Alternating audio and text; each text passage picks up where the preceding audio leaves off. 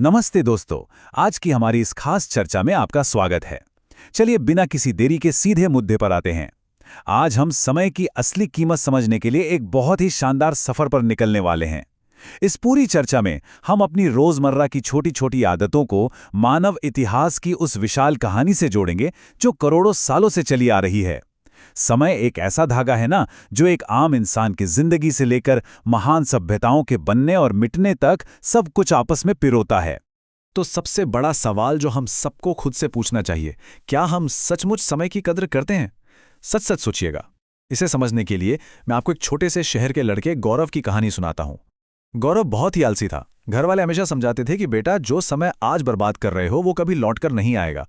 लेकिन गौरव का वही घिसा पिटा जवाब होता था, अरे अभी तो बहुत टाइम है, बाद में कर लूंगा। और बस उसका पूरा दिन दोस्तों के साथ मस्ती करने और फोन पर रील स्क्रॉल करने में निकल जाता। भाग 1, समय और गौरव की कहानी। अब जाहिर सी बात है, समय तो किसी का इंतजार करता नहीं। गौरव पढ़ाई में पीछे होता गया और उसके दोस्त लगातार आगे बढ़ते गए।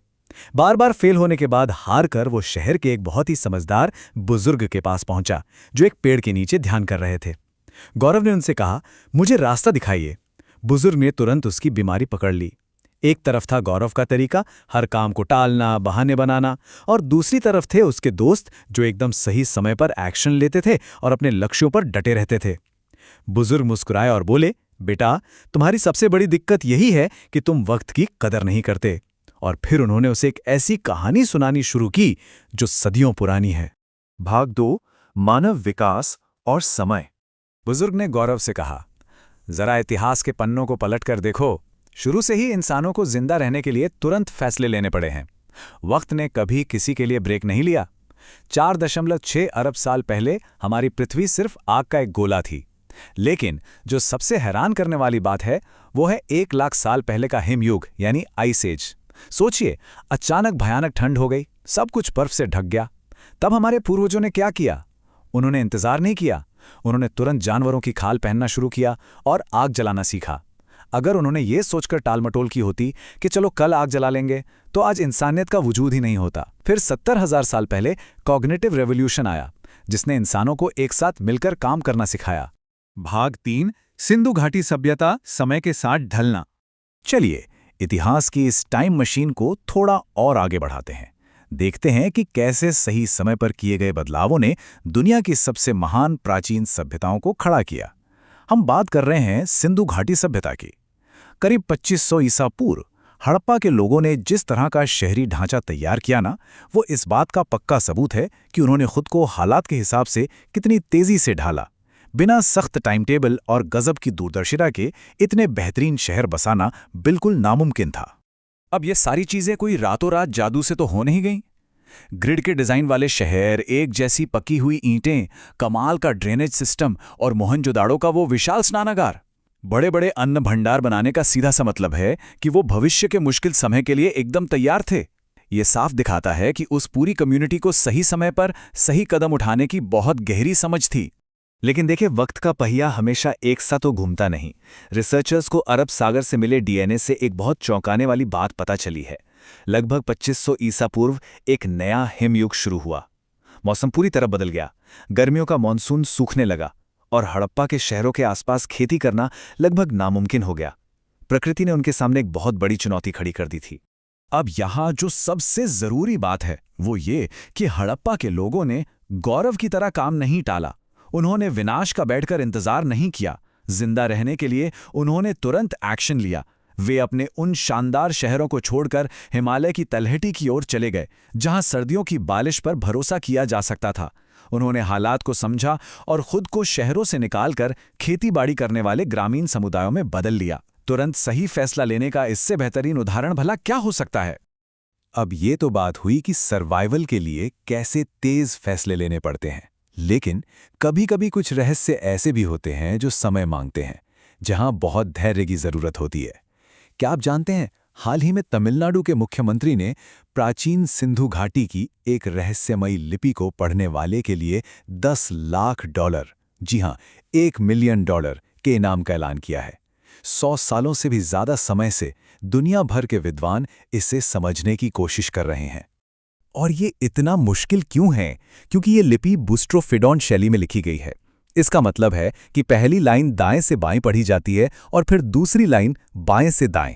ऊपर से इसके ज्यादातर लेख बहुत छोटे हैं, औसतन सिर्फ 5 अक्षर।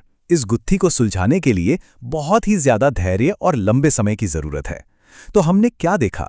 समय का एक पहलू है तुरंत काम करना और दूसरा पहलू है अपार धैर्य के साथ डटे रहना।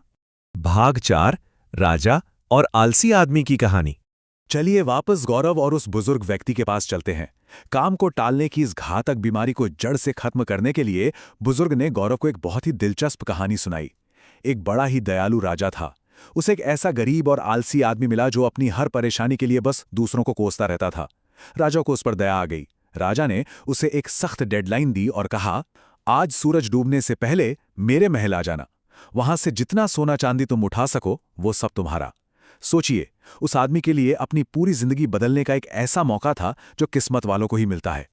भाग 5, सुनहरा मौका खोना। वो आदमी खुशी से पागल हो गया और भागकर अपनी पत्नी को बताया। पत्नी ने कहा, अरे जल्दी जाओ और खजाना ले आओ। लेकिन वो तो आलस की दुकान था। जरा सुनिए उसने क्या किया। उसने कहा, अरे पहले खाना तो खा लूं। आराम से पेट भरकर भारी खाना खाया। फिर उसे नींद आने लगी। उसने सोचा, बस थोड़ी देर सो लेता हूं। और जनाब, पूरे 2 घंटे तक सोते रहे। जब उठे तो महल की तरफ भागे, लेकिन रास्ते में गर्मी लगी तो एक पेड़ के नीचे ठंडी हवा में फिर आराम करने बैठ गए। और इस बार वो पूरे 4 घंटे के लिए सो गए। जब आंख खुली तो शाम हो चुकी थी। वो बदहवास होकर महल की तरफ दौड़ा, लेकिन तब तक सूरज पूरी तरह डूब चुका था। और जब वो हाँफता हुआ वहां पहुंचा तो महल के दरवाजे बंद हो चुके थे। उसका वो सुनहरा मौका हमेशा हमेशा के लिए उसके हाथों से फिसल गया था। राजा ने उसे कोई धोखा नहीं दिया था, ना ही किस्मत खराब थी। वो खजाना सिर्फ और सिर्फ इसलिए छिन गया क्योंकि उस आदमी ने वक्त की कदर नहीं की। भाग 6, समय दुनिया की सबसे बड़ी संपत्ति है। ये कहानी सुनकर गौरव एकदम सुन्न रह गया। उसके पास कोई शब्द नहीं थे। उसे अपनी गलती का गहरा एहसास हो गया था। उसे समझ आ गया कि हार और जीत के बीच सिर्फ एक चीज का फर्क होता है, और वो है समय का सही इस्तेमाल। उस दिन के बाद काम को टालने वाला पुराना गौरव हमेशा के लिए खत्म हो गया। नए गौरव ने टालमटोल की आदत को जड़ से उखाड़ फेंका। उसने अपने लक्ष्यों पर दिन रात एक कर दिया और देखते ही देखते वो अपने सारे दोस्तों से आगे निकलकर कॉलेज का सबसे होनहार छात्र बन गया। इस पूरी चर्चा का जो सबसे बड़ा सबक है वो बस इस एक लाइन में छिपा है।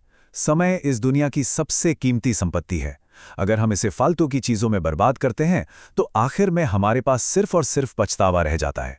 चाहे वो हिमयुग में हमारे पूर्वजों का सर्वाइवल हो, हड़प्पा के लोगों का सही समय पर जगह बदलना हो, या फिर एक स्टूडेंट का अपने सपनों को पूरा करना हो, सही समय पर एक्शन लेना ही कामयाबी की इकलौती चाबी है। तो दोस्तों, आज के इस विश्लेषण के अंत में ये एक ऐसा सवाल है जिस पर हम सबको सोचना चाहिए। हर मौका एक एक्सपायरी डेट के साथ आता है। आज के इस बेशकीमती वक्त का आप कैसे इस्तेमाल करने वाले हैं? इससे पहले कि आज का सूरज ढल जाए और मौके के दरवाजे बंद हो जाएं, अपने समय और अपनी आदतों पर जरूर गौर कीजिएगा। उम्मीद है इस चर्चा से आपको समय को लेकर एक नया नजरिया मिला होगा। अगर आपको ये कहानी और विश्लेषण पसंद आया हो तो इसे लाइक करें, अपने दोस्तों के साथ शेयर करें और ऐसे ही और भी प्रेरणादायक विश्लेषण के लिए हमारे चैनल को सब्सक्राइब करना ना भूलें। हमारे साथ जुड़ने के लिए बहुत बहुत धन्यवाद।